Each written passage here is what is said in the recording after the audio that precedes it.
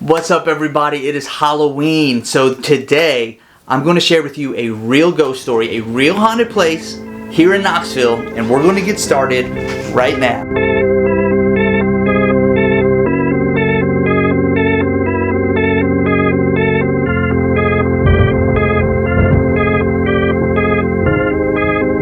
What's up, everybody, and welcome back to All Things Knoxville. Today we're going to talk about a real haunted place here in Tennessee, but before we do that, I want to tell you or remind you that this channel is all about life in Tennessee. So if you're thinking of moving here, or if you like information about Tennessee or other places in the country, make sure to hit that like button. So consider hitting the subscribe button. It's free, it's easy, but what you could do if you want to take an extra step is maybe share this video with people that are thinking about moving here. I'd love to help them out. I'd love to help you out as well. My contact information is real easy to find. It's right here. It's also down in the description. Okay, with all that out of the way, let's get to it. It is Halloween. It is my favorite time of year. We're going to talk about a real scary story, a real life haunted house here in Knoxville, Tennessee. Today we're going to discuss the Baker Peters house. This place is located in West Knoxville, and it has had ghost activity legends for years now, and has even had paranormal investigations. You could probably do a quick search for the Baker Peters house and find video footage of the ghost or the paranormal investigations done there at the property. Today we're going to talk about the Baker Peters house, why it's haunted, the history of it, and we're going to do all of that right now. So the Baker Peters house is located off Kingston Pike in West Knoxville. At one time it was just open fields and farmland. Today it is centrally located in one of the busiest areas for shopping and restaurants, and recreational activity in Knoxville.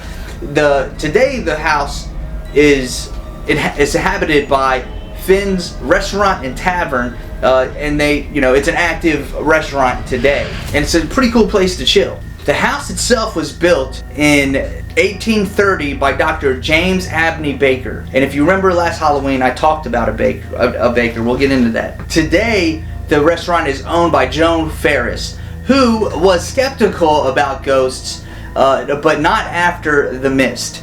Let me get into it. So Ferry is a co-owner of Finn's Restaurant and Tavern, which opened in West Knoxville's Baker Peters house. The brick house was built in 1830s and has long been rumored to be home to spirits, and people have been reporting unexplained noises, objects falling off shelves, whistling, laughter, lights turning on and off, and glasses flying from wrecks for years now. Joe Ferry even had a direct encounter with an otherworldly spirit when he was locking up the restaurant one night. The way he tells it is he was walking into the kitchen to lock the doors when a cold mist swirled around his ankles and continued all the way up his body to his head and then back down to his waist before dissipating. Since then, 3 mediums recently visited the house. They told Ferry the building, which has a long and sometimes violent past, is home to some 15 different spirits. Some other odd things that happened, Ferry says, is a mysterious stain on the upstairs floor that will not stay clean. A bartender on the second floor late one night heard something dragged across the first floor. Armed with a beer tap handle, he inspected, and no one was there. Of course, as said a second ago, the house is known not for multiple spirits, but also for the legendary ghost of one man. The legend says that the house is home to the ghost of Civil War Confederate soldier Abner Baker, who was hanged in downtown Knoxville after the war by an angry mob. I talked about that last Halloween, and we'll talk about it a little more now. You see, the Baker Peters house is one of Knoxville's historic landmarks. It's a Civil War era architecture, and it stands out amidst the hustle of Kingston Pike on the west side of town, just 2 miles from my house actually. Dr. James Harvey Baker was the original owner of the home and lived peacefully as such from 1840 on until the American Civil War broke out in 1861. Many unconfirmed accounts claim that Dr. Baker was a Confederate sympathizer. What we do know for a fact is that his son, Abner, was enlisted in the Confederate Army And in the waning half of the war, Dr. Baker began treating wounded Confederate soldiers at his home. In 1864, Knoxville's postmaster, William Hall, revealed this information to Union soldiers in the area. These Union soldiers then rushed to Baker's house, finding that Dr. Baker had barricaded himself in his room upstairs. The soldiers then fired several rounds through the door, moodily wounding Dr. Baker. The door has since been moved downstairs, but can still be seen in the house today, with the original bullet holes still very visible. These tragic events have left many feeling as though the Baker house is one of Knoxville's most haunted locations. Several people have claimed to see apparitions of Abner leaning on the railing of the staircase or in the windows while standing outside. Others have felt a cold hand grab their shoulder from behind, and only to turn around and see no one there. And listen, as if these tragedies were not enough, the house has had an even darker portion of its history encased within the walls of its basement.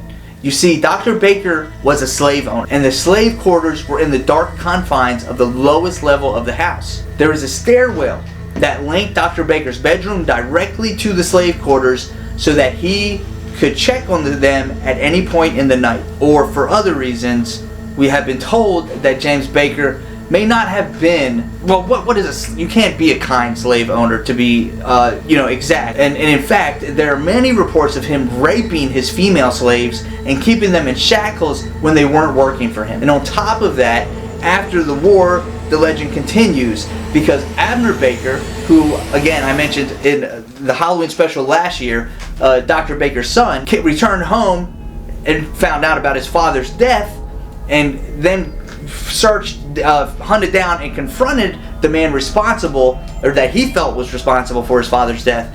After shooting the man, Abner was arrested, but a mob took him from Knoxville jail on September 4th, 1865, and they hung him from a tree near Walnut Street and Hill Avenue intersection downtown. Abner's body was buried in the First Presbyterian Church Cemetery on State Street. For years, his ghostly body could be sometimes seen swinging from the tree gallows, but when the trees were cut down in the 1920s, Abner's ghost was then seen wandering the streets of Knoxville, or other accounts have seen him moving back to his home in West Knoxville.